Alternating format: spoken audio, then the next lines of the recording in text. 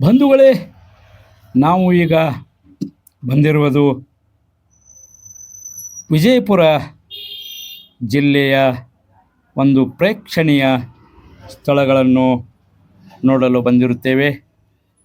ಬಂಧುಗಳೇ, ಈಗ ನಾವು ವಿಜಯಪುರ ಜಿಲ್ಲೆಯ ಒಂದು ಮುಖ್ಯ ಬಸ್ ನಿಲ್ದಾಣದ KSRTC ಬಸ್ ನಿಲ್ದಾಣದಿಂದ ಕೇವಲ ಅರ್ಧ ಕಿಲೋಮೀಟರ್ ಈ ಕಡೆ ಪಶ್ಚಿಮ ಭಾಗಕ್ಕೆ, ಬಸ್ ಸ್ಟ್ಯಾಂಡಿನಿಂದ ಪಶ್ಚಿಮ ಭಾಗಕ್ಕೆ ನಾವು ಬಂದರೆ ಕೇವಲ ಅರ್ಧ ಕಿಲೋಮೀಟರ್ ಬಂದರೆ ಇಲ್ಲಿ ನಮಗೆ ವಿಶೇಷವಾದ ಒಂದು ಐತಿಹಾಸಿಕವುಳ್ಳ ವಿಶಿಷ್ಟವಾದ ಸ್ಥಾನ ದೊರಕುತ್ತದೆ.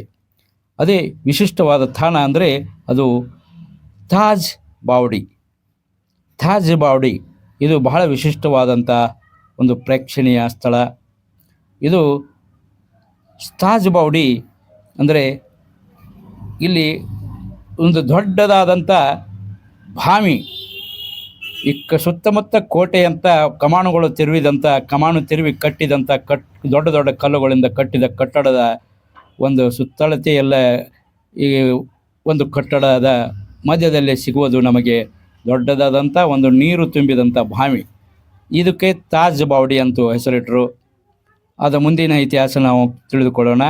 ಈಗ ನಮಗೆ ಕಾಣಿಸುತ್ತಾ ಇರೋದು ತಾಜ್ ಬಾವಡಿಯ ಒಂದು ಗೇಟ್, ಅಂದರೆ ದೊಡ್ಡದಾದಂಥ ಕಮಾನ್, ಬೃಹದಾಕಾರದ ಕಮಾನ್ ತಿರುವಿದ ಒಂದು ಗೇಟ್ನಿಂದ ನಾವು ಒಳಗೆ ಬಂದಿರುತ್ತೇವೆ. ಇಲ್ಲಿ ಗ್ರಿಲ್ಗಳನ್ನು ನಿರ್ಮಿಸಿ ಇಲ್ಲಿ ದೊಡ್ಡದಾದಂಥ ಕಟ್ಟಡಗಳಿಂದ ಕಲ್ಲಿನಿಂದ ಕಟ್ಟೆಗಳನ್ನು ಕಟ್ಟಿ ಇಳಿಯುವಂಥ ದೊಡ್ಡದಾದಂಥ ಒಂದು ಬಾವಿ ನಮಗೆ ಕಾಣಸಿಗುತ್ತದೆ. ಆ ಬಾವಿಯಲ್ಲಿ ಒಂದು 52 ಫೂಟು ಎತ್ತರದ ನೀರು ಇವೆ ಎಂಬ ವಿಚಾರವು ನಮಗೆ ತಿಳಿದು ಬರ್ತದೆ. ಬಂದವರೇ, ನಾವು ಈಗ ಆ ಒಂದು ಬೃಹತ್ ಆಕಾರದ ಒಂದು ಭವ್ಯವಾದ ಒಂದು ಕಮಾನ್ ತಿರುವಿದಂಥ ಗೇಟ್ನ ಒಳಗಡೆ ಬಂದು ಈಗ ಈ ಬೃಹತ್ ಆಕಾರದ ಕಟ್ಟೆಗಳನ್ನು ಇಳಿದು ಈಗ ನೀರಿನ ಹತ್ತಿರ ಬಂದಿರುತ್ತೇವೆ.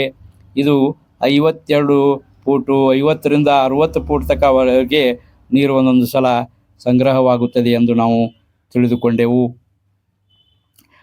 ಎತ್ತ ನೋಡಿದರೂ ನೀರು ಇಲ್ಲಿ ದೊಡ್ಡದಾದಂಥ ಬೃಹದಾಕಾರದಂಥ ಕೋಟೆಗಳಂತೆ ಕಾಣುವ ನಮಗೆ ಕಟ್ಟಡಗಳು, ಆ ಬಾವಿಯ ಸುತ್ತಮುತ್ತಲೂ ಬೃಹದಾಕಾರದ ಕೋಟೆಯನ್ನು ನಿರ್ಮಿಸಿದ್ದು ನಮಗೆ ಕಂಡುಬರುತ್ತದೆ.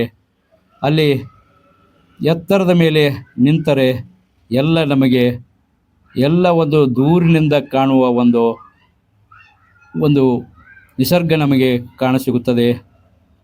ಬಂಧುಗಳೇ, ಇದು ಈ ತಾಜ್ ಬಾವಡಿ ಇದನ್ನು 1620ರಲ್ಲಿ ಒಂದು ಆದಿಲ್ಶಾಹಿ ಮನೆತನದ 2ನೆಯ ಇಬ್ರಾಹಿಮನ ಕಾಲದಲ್ಲಿ 1620ರಲ್ಲಿ ಇದನ್ನು ಸನ್ಮಾನ್ಯ 2ನೆಯ ಆದಿಲ್ಶಾಹಿ ಮನೆತನದ ಮಹಾರಾಜರ 2ನೆಯ ಇಬ್ರಾಹಿಮನ ಒಂದು ಅಣತೆಯ ಮೇರೆಗೆ, ಒಂದು ಆಜ್ಞೆಯ ಮೇರೆಗೆ ಇದನ್ನು ಕಟ್ಟಲಾಯಿತು. ಇದರ ಸುತ್ತಳತೆ 223 ಸ್ಕ್ವೇರ್ ಫೂಟ್ ಇದ್ದು, ಹೊರಗಡೆಯ ಕಮಾನ್ 35 ಫೂಟು ಎತ್ತರವಾಗಿದೆ. ಅಂದರೆ ನಾವು ಈಗ ಮುಖ್ಯವಾಗಿ ಇಳಿದು ಬಂದೀವಲ್ಲ, ಗೇಟದಂತೆ ಕಾಣುವ ಆ ಕಮಾನ್ ಅದು 35 ಫೂಟ್ ಎತ್ತರದ ಒಂದು ದೊಡ್ಡ ಬೃಹದಾಕಾರದ ಕಮಾನ್ ತಿರುವಿ ಕಟ್ಟಿದಂಥ ಗೇಟ್, ಅಥವಾ ಅದು ನಮ್ಮನ್ನು ಆಕರ್ಷಿಸುವ ಒಂದು ಗೇಟ್, ಅಥವಾ ಒಂದು ಈ ಸ್ಥಳಕ್ಕೆ ನಾವು ಮುಖ್ಯವಾಗಿ ಬಂದಾಗ ಅದು ನಮಗೆ ತೋರ್ಪಡುತ್ತದೆ ಈ ಗೇಟ್. ಆ ಗೇಟ್ನಿಂದ ನಾವು ಒಳಗೆ ಬಂದಾಗ ನಮಗೆ ಕಾಣಿಸುತ್ತಿರುವುದು ಬೃಹದಾಕಾರದ ಕಲ್ಲಿನಿಂದ ಕಟ್ಟೆಗಳಿಂದ ಕಟ್ಟಿದ ಬಾವಿ, ಅಥವಾ ಕಲ್ಯಾಣಿ ಅಂತೀವಲ್ಲ ನಾವು, ಕಲ್ಯಾಣಿಯಂತೆ ಕಾಣುವ ಈ ಒಂದು ಬೃಹದಾಕಾರದ ತಾಜ್ ಬಾವಡಿ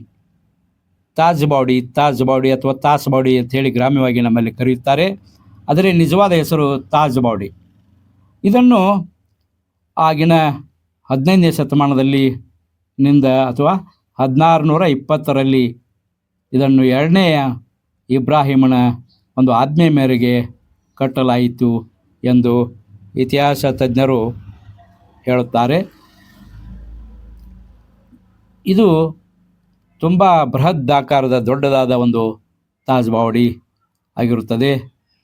ಇದನ್ನು ಸನ್ಮಾನ್ಯ ಆದಿಲ್ ಶಾಹಿ ಮನೆತನದ ಇಬ್ರಾಹಿಮನ ಆಜ್ಞೆ ಮೇರೆಗೆ ಈ ಕಟ್ಟಡವನ್ನು ತಾಜ್ ಬಾವಡಿ ಕಟ್ಟಡವನ್ನು ನಿರ್ಮಿಸಲಾಯಿತೆಂದು, ಅದನ್ನು ತನ್ನ ರಾಣಿ ತಾಜ್ ಸುಲ್ತಾನಳ ಹೆಸರು ಯಾವತ್ತೂ ಚಿರಸ್ಮರಣೀಯವಾಗಿರಲೆಂದು ಈ ಬಾವಿಗೆ ತಾಜ್ ಬಾವಡಿ ಅಂತ ಹೆಸರು ಇಡಬೇಕೆಂದು ಆಗಿನ ಕಾಲದಲ್ಲಿ 1620ರಲ್ಲಿ ಈ ಒಂದು ತಾಜ್ ಬಾವಡಿಗೆ ತನ್ನ ರಾಣಿ ತಾಜ್ ಸುಲ್ತಾನಳ ಹೆಸರು ಯಾವತ್ತೂ ಈ ಭೂಮಿಯ ಮೇಲೆ ಚಿರಸ್ಮರಣೀಯವಾಗಿ ಇರಲೆಂದು ಈ ಬಾವಿಗೆ ತಾಜ್ ಬಾವಡಿ ಅಂತ ಹೆಸರು ಇಡಬೇಕು ಎಂದು ಆ ಒಂದು ಎರಡನೇ ಇಬ್ರಾಹಿಮರು ಇದನ್ನು ವಿಲ್ ಮಾಡಿಸಿದ್ದರು.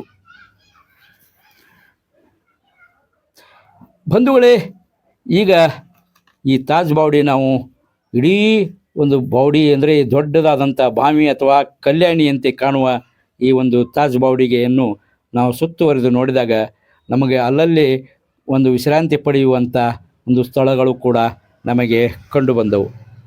ಇಲ್ಲಿ ವಿಶ್ರಾಂತಿ ಪಡೆದು ಕುಳಿತುಕೊಳ್ಳಲು ಅಥವಾ ಕಾವಲುಗಾರರು ಇಲ್ಲಿ ಕುಳಿತುಕೊಂಡು ಊಟ ಮಾಡುವುದು, ವಿಶ್ರಾಂತಿ ಪಡೆಯುವುದು ಕೂಡ ಆಗಿತ್ತೆಂದು ನಮಗೆ ಕಂಡು ಬರುತ್ತದೆ. ಈ 4 ನಿಟ್ಟಿಗೆ ಈ ಒಂದು ತಾಜ್ ಬಾವಡಿಯ 4 ನಿಟ್ಟಿಗೆ ಇಲ್ಲಿ ವಿಶ್ರಾಂತಿ ಪಡೆಯುವಂಥ ಸ್ಥಳಗಳು ನಮಗೆ 4 ನಿಟ್ಟಿಗೆ ಕಾಣಸಿಗ್ತಾ ಇದ್ದವು. ಇಲ್ಲಿ ಕುಳಿತು ಕಾವಲು ಮಾಡುವಾಗ ಮತ್ತು ವಿರಮಿಸುವಾಗ ಮತ್ತು ವಿರಾಮ ಪಡೆಯುವಾಗ ಇಲ್ಲಿ ಕುಳಿತು ಈ ನೀರು ಮತ್ತು ಬೃಹದಾಕಾರದ ಕಟ್ಟಡಕ್ಕೆ ಯಾವುದೇ ಧಕ್ಕೆ ಆಗಬಾರದೆಂದು ಕಾವಲುಗಾರರಿಗಾಗಿ ನಿರ್ಮಿಸಿದ ಒಂದು ವಿಶ್ರಾಂತಿ ಸ್ಥಳಗಳು ಕೂಡ ನಮಗೆ ಇಲ್ಲಿ ಕಾಣಸಿಗ್ತಾ ಇದ್ದವು. ಇಲ್ಲಿ ನಮಗೆ ಕೂಡ ಇಲ್ಲಿ ಕುಳಿತುಕೊಂಡು ವಿಶ್ರಾಂತಿ ಪಡೆದು ಹೋಗಬೇಕೆನ್ನುವಷ್ಟು ನಮಗೆ ಆ ನೀರು, ಬೃಹದಾಕಾರದ ಕೋಟೆಯ ಒಂದು ಕಟ್ಟಡಗಳನ್ನು ನೋಡಿದಾಗ ನಮಗೆ ಅದ್ಭುತವಾದ ಒಂದು ನಮ್ಮ ಮನಸ್ಸನ್ನು ಸೆಳೆದು ಇಡ್ತಾ ಇತ್ತು. ಈ ಒಂದು ತಾಜ್ ಬಾವಡಿಯ ಒಂದು ಭವ್ಯವಾದ ಕಟ್ಟಡ. ಎತ್ತ ನೋಡಿದರೂ ನೀರು ನೀರು ನೀರು ನೀರು ನೋಡಿದಾಗ ನಮಗೆ ಬಹಳ ಖುಷಿಯಾಗುತ್ತಿತ್ತು. ಮತ್ತು ಅದರ ಸುತ್ತಮುತ್ತಲ ಕಟ್ಟಡಗಳನ್ನು ನಿರ್ಮಿಸಿ ಭವ್ಯವಾದ ಕೋಟೆಯನ್ನು ನಿರ್ಮಿಸಿದಂತೆ ನಮಗೆ ಕಾಣುತ್ತಿತ್ತು. ಆ ಕೋಟೆಯನ್ನು ನೋಡಿದಾಗ, ಭವ್ಯವಾದ ಕೋಟೆಯನ್ನು, ತಾಜ್ ಬಾವಡಿಯ ಸುತ್ತಮುತ್ತಲು ಕಟ್ಟಿದ ಕೋಟೆಯನ್ನು ನೋಡಿದಾಗ ನಮಗೆ ಅದ್ಭುತವಾಗಿ ಕಾಣಿಸುತ್ತಿತ್ತು. ಬಂಧುಗಳೇ, ಈಗ ನಾವು ಒಂದು ಸುತ್ತು ಹೊಡೆದು ಬಂದು ಈಗ ಮತ್ತೆ ಮುಖ್ಯ ದ್ವಾರಕ್ಕೆ ನಾವು ಸಾಗಿ ಮುಂದಿನ ಒಂದು ಪ್ರೇಕ್ಷಣೀಯ ಸ್ಥಳಕ್ಕೆ ಹೊರಟು ಹೋಗಬೇಕೆನ್ನುವ ಒಂದು ಕುತೂಹಲದಲ್ಲಿ ನಾವು ಇದ್ದೆವು. ಈ ತಾಜ್ ಬಾವಡಿ ಎಷ್ಟು ನೋಡಿದರೂ ಮತ್ತೆ ಮುಖ್ಯ ಗೇಟಿನಿಂದ, ಮುಖ್ಯ ದ್ವಾರದಿಂದ ನಾವು ಹೊರಟು ನಿಂತಾಗ, ಆ ದ್ವಾರಕ್ಕೆ ಹೊರಟು ಬರುವಾಗ ಮತ್ತೊಮ್ಮೆ ಮರಳಿ ನೋಡಬೇಕೆನ್ನುವ ಆಕರ್ಷಣೆ ನಮ್ಮನ್ನು ಆಗುತ್ತಿತ್ತು. ಮತ್ತು ಕುತೂಹಲ ಕೂಡ ನಮ್ಮನ್ನು ಮತ್ತೊಮ್ಮೆ ನೋಡಬೇಕು, ಮತ್ತೊಮ್ಮೆ ಹೊರಳಿ ನೋಡಬೇಕೆನ್ನೋ ಕುತೂಹಲ ಕೂಡ ನಮ್ಮನ್ನು ಆಕರ್ಷಿಸುತ್ತಿತ್ತು. ಬಂಧುಗಳೇ, ಈಗ ನಾವು ಈ ಒಂದು ಪೂರ್ತಿ ತಾಜ್ ಬಾವಡಿ ಕಟ್ಟಡವನ್ನು ನೋಡಿ ಸಂತೋಷಪಟ್ಟು ಈಗ ಅಲ್ಲಿ ಇರುವ ಒಂದು ಸಮೀಪಕ್ಕೆ ಕೆಲಸಗಾರರು ನೀರನ್ನು ತುಂಬಿಕೊಂಡು ಹೋಗುವ, ಕೊಡದಲ್ಲಿ ನೀರನ್ನು ತುಂಬಿಕೊಂಡು ಹೋಗುವ ಮತ್ತು ಸುತ್ತಮುತ್ತಲಿನ ತಾಜ್ ಬಾವಡಿಯ ಸುತ್ತಮುತ್ತಲಿನ ಮೈದಾನದಲ್ಲಿರುವ ಗಿಡಮರಗಳಿಗೆ ನೀರು ಹಾಕುವ, ನೀರನ್ನು ಉಣಿಸಿ ಆ ಗಿಡಮರಗಳನ್ನು ಮತ್ತು ಸುತ್ತಮುತ್ತಲಿನ ಗಾರ್ಡನ್ವನ್ನು ಸುಂದರವಾಗಿ ಇಡಲು ಈ ನೀರನ್ನು ಬಳಸಲಾಗುತ್ತದೆ ಎಂದು ನಾವು ಕಂಡುಕೊಂಡೆವು.